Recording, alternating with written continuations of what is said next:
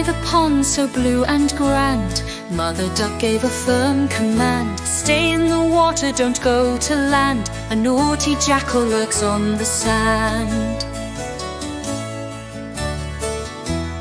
The ducklings nodded, their heads held low, but the jackal watched with eyes aglow. Come here, little ducks, the land is fun. There's food to eat and room to run.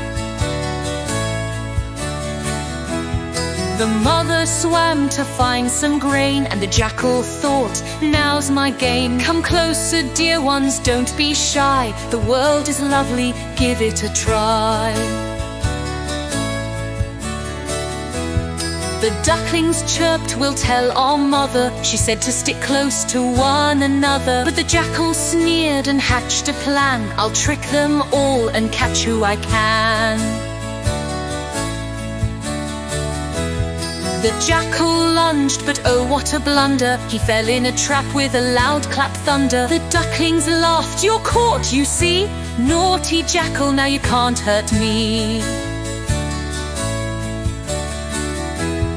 Mother returned and saw the scene, her ducklings safe, the trap so keen. Dear little ones, you were so wise, you saw through the jackal's cunning disguise.